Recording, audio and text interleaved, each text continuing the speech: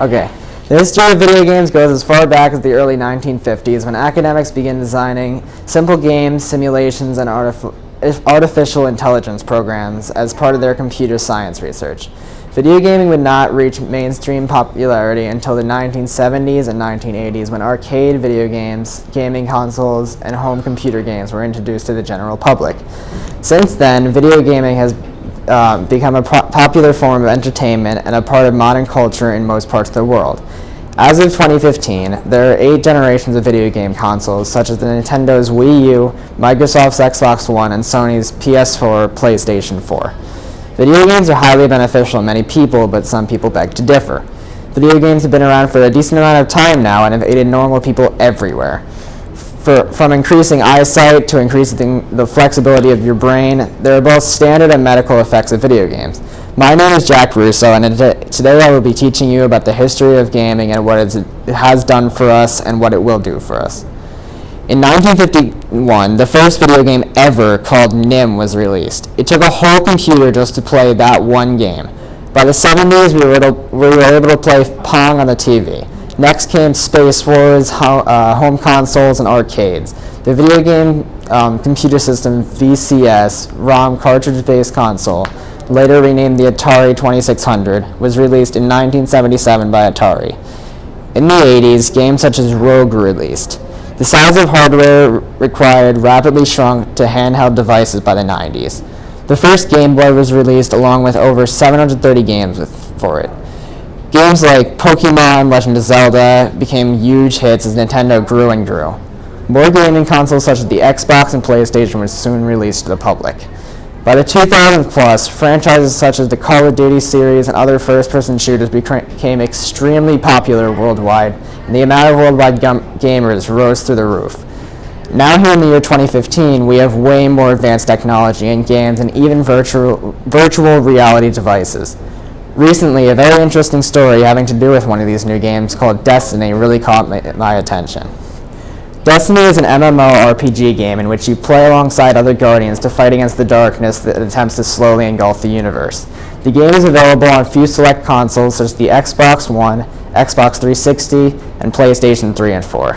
It will later be released for PC. A brain surgery patient and husband received a special gift from David Deij, one of the developers of Destiny. He had sent him a very special and extremely rare weapon in the game that is currently unavailable to anyone else who plays it. Being a Destiny player myself, I am easily able to understand Deij's generosity to hand out such a thing.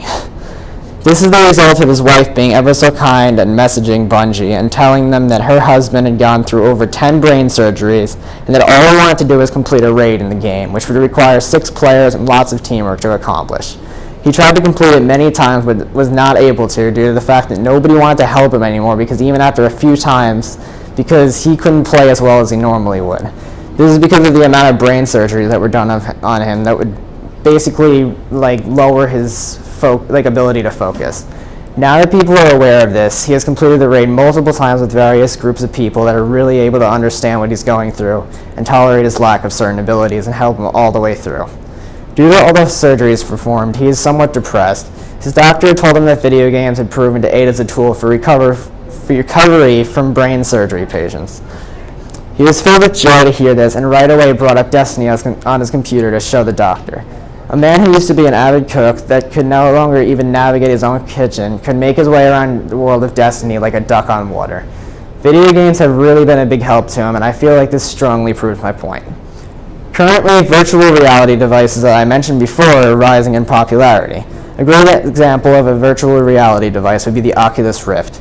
The Oculus Rift is basically a virtual reality headset which allows gamers to practically step inside their favorite video games in virtual worlds.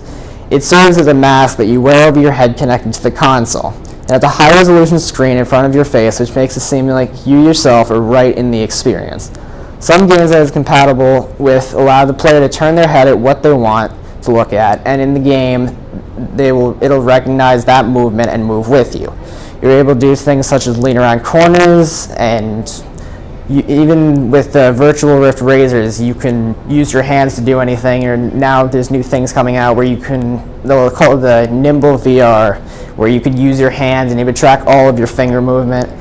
And now that the maker of Nimble VR and the Oculus Rift that they recently hired made hand tracking possible.